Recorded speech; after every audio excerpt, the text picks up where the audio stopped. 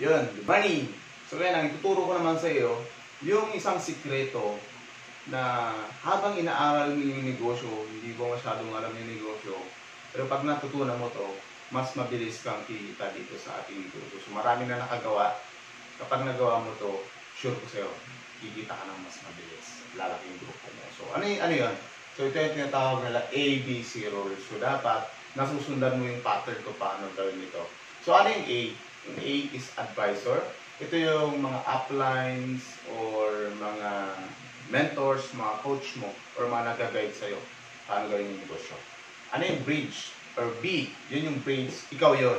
So ikaw yung magiging bridge or magiging tulay para magkakilala yung client mo at saka yung upline mo. So yung client, yun yung guest mo na na-invite mo dito sa ating negosyo or sa negosyo na ino-offer mo. Okay? So if ever hindi mo pa alam paano i-explain yung negosyo or yung iba naman busy masyado sa trabaho, so ina-apply mo to. So may na-invite ka na interesado tayo sa negosyo natin. May negosyo ko palang ginagawa na sinisimulan ngayon. So napakaganda to, mas maganda sumabay ka na rin para sabay tayong pagkita. At paano ba yan? Pag sinabi lang, pag tinanong paano ba yan? So okay lang ba? I-add mo. So yun yung tama. Okay lang ba? Pakilala kita sa napakasipag na nag-guide sa akin. So napakaswerte mo kasi napakaswerte natin kasi yung taong to is very successful na dito sa negosyo to. So mga millionaire circle, car achiever na dito sa negosyo natin. So very successful itong taong to. Pero napaka-humble. Okay? So okay lang ba na i-add mo siya, yung mentor natin, para i-explain niya sa'yo kung paano gawin yung negosyo. Sabihin mo lang yung pangalan ko kasi malakas ako sa kanya. Para actually busy yun, pero pag sinabi yung pangalan ko, para may priority ka na. Okay? Pag gano'n yung sinabi mo, iba yung impact dun sa guest mo. Mas i-respeto niya yung mentor o i-respeto o i-value niya yung mentor o yung upline. Okay? So kailangan ganun yung pagkakawin, nakabida or nakaangat yung mentor or upline mo, binibida mo dapat. Sinasabi ng achievement niya para mas maniwala siya. So bakit kailangan yun? Ganito kasi yun. Ang tao kasi, kapag alam niya na mababala yung kausap niya, hindi niya kasi papakinggan.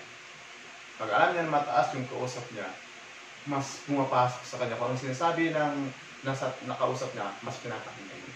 Paano ba yun? Example, kapag tanod lang yung kausap, iba yung feeling mo. Pag may iba yung feeling niya, pag nagipag-usap lang sa tanod, baka inisip mo lang, mababa lang yan. Hindi ko kinukan yung tanod na. If ever sa karamihan, diba? Pag parang ang team niya, ka-level niya lang, so normal lang na nakipag-usap. Ano yung pag sinabing, ang kausap mo is si mayor, si congressman, or si presidente. Diba? Iba yung pakikitungo. Diba sa tanod, iba yung pakikitungo sa mayor, iba yung pakikitungo sa congressman or governor. So, alam mo, pagka mayor, baka hindi ka makatingin sa kanya, baka kayo po pa lang. O sabi mo ng presidente, baka hindi ko nahihiya nga. Sabi ng presidente na, okay, punta ka dito. Oo, opo. Okay, punta ka doon. Oo po. Ganun ka lang, di ba? So, ganun din sa negosyo natin. Pag na-master mo to, pag nagaling ka na i-key up to, or iangat, ibida mo tong mentor nyo, mentor ulit sa grupo nyo, mas mabilis na lang na makausap to. Kasi ito, magtitiwala doon eh. Okay? So, isa pang example, meron kang kaibigan, may kaibigan isang babae. Okay? Isang kaibigan isang babae. Ako lalaki, may kaibigan akong babae. Tapos yung kaibigan niya, crush ko, or gusto ko. Din ngayon, yung kaibigan kong babae, kinausap ko. Sabi ko, ilakad mo naman ako. Ilakad mo naman ako sa kaibigan mo. Ngayon, yung kaibigan mo ngayon, nilakad ka niya. Kasi nagkwento, alam mo yung si Jay. Alam mo si Jay? Crush ka niya. Alam mo, napakabait ng tao niyan. Napakasipag. Alam mo, lang siya, tahimik lang yan, pero napakabait, matulungin niya. Diba? Pag gano'n yung sinabi niya, yung kapag ako lalapit na doon sa babae, iba yung pakikitungo niya. Ang thinking niya, uy, ang bait-bait naman nito, ang bait pala ng taong to. Gaganon yun. So, mas mabilis akong sagutin. What if, yung kaibigan ko, iba yung sasabihin. Pag sinabi niya, sa kaibigan niya, uy, pag liligawan ka ng taong yon, si Jay na yun, naku, wag mong sasagutin yun. Wag mong kausapin kasi balasubas yun. Magnanakaw yun. Diba? Maraming ginawang kalukuhan yun. Marami ng babae ang sinira. Ganun. Dating kung ano mga sinabi niya. Kaya pag ako lalapit pala ako doon, malamang magsusungit yun. Gano'n kagad yung babae. Diba? So napaka-importante yan. Nakita nyo?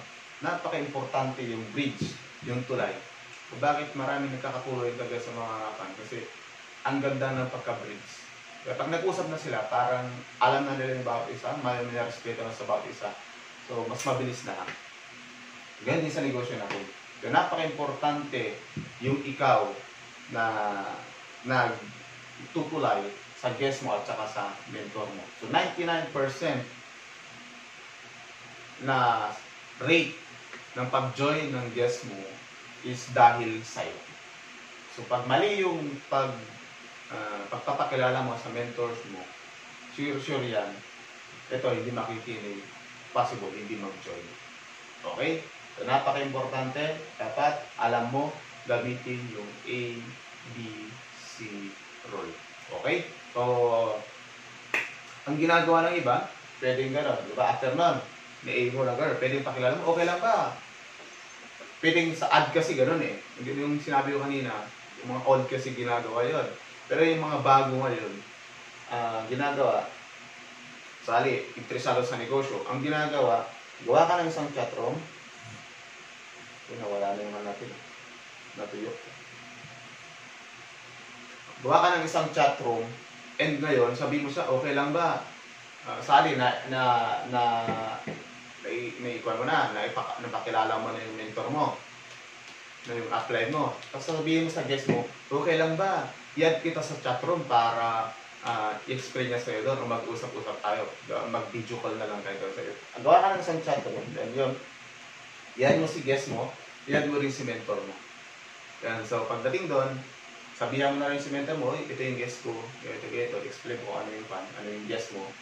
So siya na yung kakausap doon. Sali, mag-video call na lang kayo, tatlo kayo nag-uusap. Pero hayaan mo lang na silang mag-usap, huwag kang sasabat-sabat. Diba? So, napaka-importante, no? Huwag kang sasabat-sabat. Kapag nag-uusap yung advisor at saka yung client sa video nyo, huwag kang sasabat-sabat. Masali, taga saan ka nga pala, pag tinanong ng mentor mo dun sa guest mo, huwag kang sasabat. Yun yung sinasawag na do and don'ts. Do and don'ts. So, napaka-importante na tandaan mo yung do and don'ts. Do, kailangan ang gagawin mo lang, pakilala mo ng maayos. Then, pag nag-video call na kayo, hayaan mo lang ang makipag-usap yung guest mo. Tahimik ka lang. Okay? If ever nag-video call kayo. Ito kasi online lahat yung tinuturo ko. Pag offline kasi, huwag ka lang magsalita, hayaan mo lang makipag-usap yung mentor mo sa guest mo. Okay? Huwag ka masyadong tingin sa mata niya. Pag offline yun. Pero mas i-focus ko, i-focus ko sa online. So, ganon. Huwag ka magsasalita. Pag sabi, ma-explain niya na yung maayos. So, kailan ka mag-join? Pag sinabi niya ng gano'n, huwag kang sasabat-sabat. Uy! Sa kanya na sa next month daw apps, mag-join yan. Huwag ka gano'n, huwag sasabat-sabat. Kasi kung sasabat-sabat ka lang, ikaw din lang yung nakikipag-usap sa apply mo, ba't mo ka kinausap, pinapakausap pa sa apply mo, di ba? Ikaw na lang kumausap sa mga guest mo. Sasabat-sabat ka rin lang pala, ikaw na lang, di ba? So, napaka-importante. Kapag nagpa-A ka, huwag kang sasabat-sabat. So, makinig ka lang. Pag nagpapatawa yung may kausap siya, na hindi nakakatawa, tawa ka lang. Pero kahit na rinig mo na, something like that. Gano'n lang. Okay? So, yan lang. So, pag na-master mo to, I assure you, mas mabilis ka nakikita dito sa ating negosyo. So, napaka-importante, ma-master mo talaga to. Lalo pag baguhan ka, busy ka sa trabaho mo. Or kahit medyo matagal ka, mas maganda pa rin na akukan nyo to, nagagawa nyo. Huwag nyo masyado sa sarili ninyo yung mga guests nyo. Kahit alam mo na mag-present, after ng presentation, mas maganda, napapakilala mo pa yung mentor mo, para nabibigyan pa rin ng advice. Kaya nga sinasabi lang, advisor. Diba? Even na napresenta mo yung guest mo or hindi mo napresentahan, pwedeng gamitin to. Okay? So, kailangan nakapakausap nyo pa rin sa mga mentors and appliance nyo para bibigyan ng advice. Tamang motivation yung mga guests nyo para mas lalo mag-join dito sa ating video. Okay? Yan lang. And God bless sa ating lahat.